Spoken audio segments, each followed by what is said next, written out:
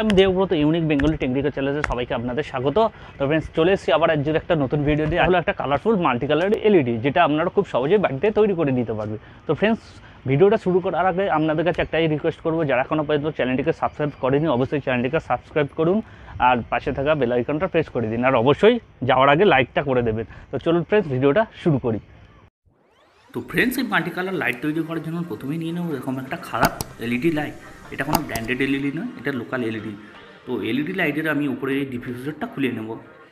তো ডিফিউজারটা খুলে নিলাম, নিয়ে দেখবেন যে ভেতরে এরকম এলইডি সিরিজ লাগানো একটা হিটসিং প্লেট আছে। তো হিটসিং প্লেটটাকে আমাকে খুলতে হবে। তো খোলার জন্য আপনারা এইভাবে দুদিকে প্রেস করবেন। প্রেস করলেই দেখবেন সহজে হিটসিং প্লেটটা খুলে গেছে। তো হিটসিং প্লেটটা খোলার পর আপনারা দেখবেন এর সাথে হিটসিং প্লেটের সাথে দেখবেন দুটো তার এইভাবে সোল্ডারিং করা থাকে। তো আমাকে এই তার দুটো খুলে নিতে হবে।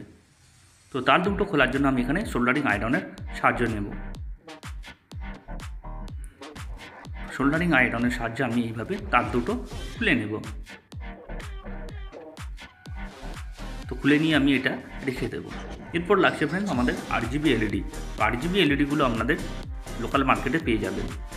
তো RGB এলইডিগুলো মাল্টি কালার হয়। তো কেমনভাবে জ্বলে সেটা আমি আপনাদের দেখাচ্ছি।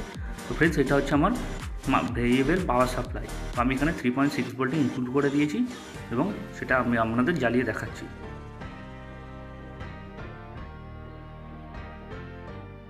তো দেখুন RGB এলইডিটা জ্বলছে, মানে এটা মাল্টি কালার হয়।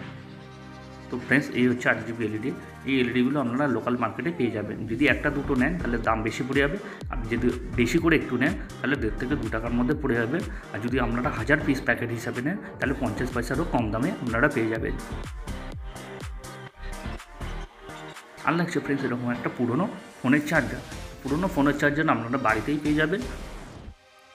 এই ফোনের চার্জারে দেখবেন ভেতরে এরকম একটা সার্কিট বোর্ড আছে। এই সার্কিট বোর্ডটা আমাদের লাগবে। আর লাগছে ফ্রেন্ডস এরকম একটা PVC পাইপের সিট, অথবা আপনারা এরকম কার্ডবোর্ড ব্যবহার করতে পারেন। তো আমি এখানে PVC সিট নিয়েছি। তো এই যে হিটসিং প্লেটটা ছিল, হিটসিং প্লেটটা মোটামুটি মার্ক করে আমি একটা এরকম PVC পাইপের সিট কেটে নিয়েছি। তো ফ্রেন্ডস, এবার এলইডি লাগাবার জন্য আমি এখানে মার্কিং করে নেব এইভাবে। চলুন ফ্রেন্ড, এইভাবে আমি চটপট মার্কিংটা করে নিই।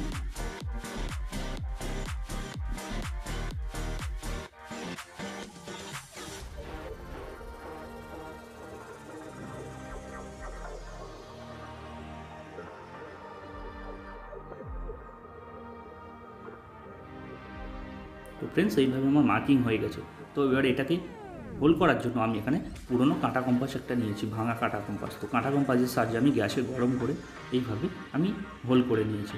তো হোলগুলো আমি এবার এলইডি করাবো। তো তার আগে আপনাদের বলে দিই ফ্রেন্ডস, এলইডির হচ্ছে বড় লেগটা হচ্ছে পজিটিভ এবং ছোটো লেগটা হচ্ছে নেগেটিভ। তো আমি সমস্ত পজিটিভ অর্থাৎ বড় লেগগুলোকে আমি ওপরের দিক করে লাগিয়ে দেবো, ঠিক এইভাবে।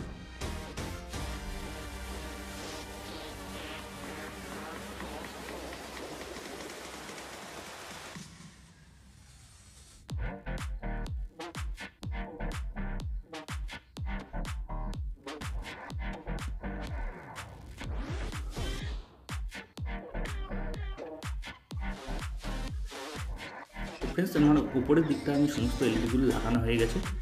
এবার এলইডি লেগগুলোকে আমি মুড়িয়ে দেবো, মানে প্রত্যেকটা পজিটিভের সাথে পজিটিভ লেগগুলো মুড়ে দেবো এবং নেগেটিভের সাথে নেগেটিভ লেগগুলো এইভাবে মুড়ে দেবো, দিয়ে আমি এখানে সোল্ডারিং করে দেবো। তো ফ্রেন্ডস দেখুন, আমি এখানে সোল্ডারিং করে দিয়েছি, মানে প্রত্যেকটা এলইডি পজিটিভের সঙ্গে পজিটিভটা সিটি এবং নেগেটিভটা নেগেটিভের সাথে সোল্ডারিং করে দিয়েছি। তো এবার নিচের যে হোলগুলো ছিল বাকি ছিল সেইগুলো আমি একইভাবে এলইডি করে দিয়েছি এবং একইভাবে সোল্ডারিং করে নিয়েছি।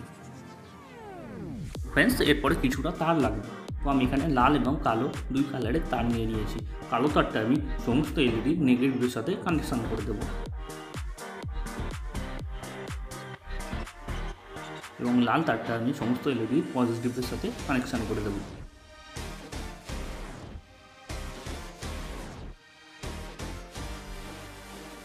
তো ফ্রেন্ডস, এইভাবে আমি তার দুটো কানেকশান করে দিয়েছি এলইডির সাথে। ফ্রেন্ডস, এই হচ্ছে ফোনের চার্জারের সার্কিট বোর্ড।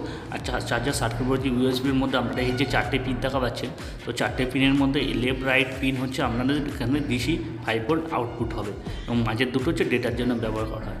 তো তো ফ্রেন্ডস আপনারা দেখুন এই হচ্ছে, এটা হচ্ছে পজিটিভ এবং এই লেগটা হচ্ছে নেগেটিভ। তো আমি এখানে 5 ভোল্টের ডিসির যে নেগেটিভ এবং পজিটিভ যে আউটপুট হচ্ছে তার সাথে আমি এলইডি নেগেটিভ পজিটিভটা সোল্ডারিং করে দেবো।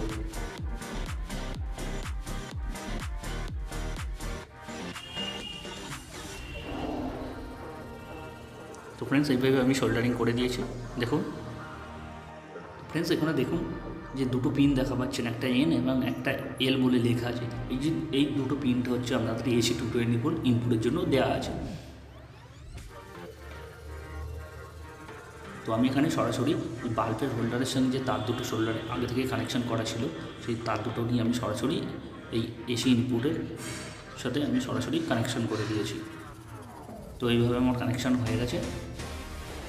এবার এই চার্জিংয়ের সার্কিট বোর্ডটা আমি সরাসরি এলইডি লাইটের হাউসিংয়ের ভেতরে এইভাবে ঢুকিয়ে দেবো। তো ফ্রেন্ডস এইভাবে এই ভেতরে ঢুকিয়ে দিয়েছি এবং এটাকে যাতে নড়াচড়া না করে ফিক্সডভাবে বসে থাকে সেই জন্য আমি গ্লুগানের এখানে আঠা দিয়ে দিয়েছি। তো এখানে ভালো করে গ্লুগানের আঠা আমি দিয়ে দিচ্ছি যাতে এই সার্কিট বোর্ডটা ফিক্সডভাবে বসে থাকে। এরপর এলইডি লেগের দিকে এইভাবে আমি ডবল সাইড টেপ লাগিয়ে দেবো।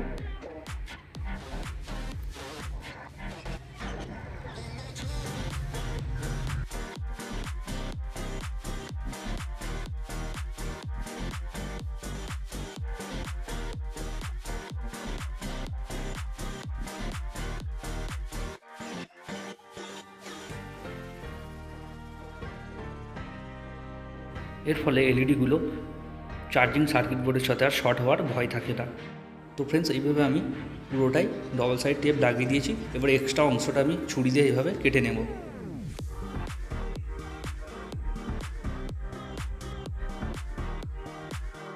এরপর ডবল সাইড টেপের ওপরে কাগজগুলো এইভাবে তুলে নেব। এবার এটাকে আমি এইভাবে এলইডির হাউসিংয়ের মধ্যে ভালো করে লাগিয়ে দেবো খুব শক্তভাবে।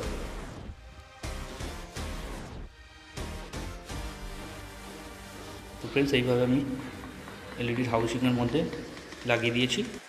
এরপর থার্মোকন প্লেট নেব এবং থার্মোকনের প্লেটটা নিয়ে আমি এলইডি ডিফিউজারের মাপে গোল করে কেটে নিয়েছি এবং সেটাকে ডিফিউজারের মধ্যে এইভাবে লাগিয়ে নিয়েছি। তো ফ্রেন্ডস এখানে আপনারা প্লাস্টিক ফাইবার ব্যবহার করলে খুব ভালো হয়।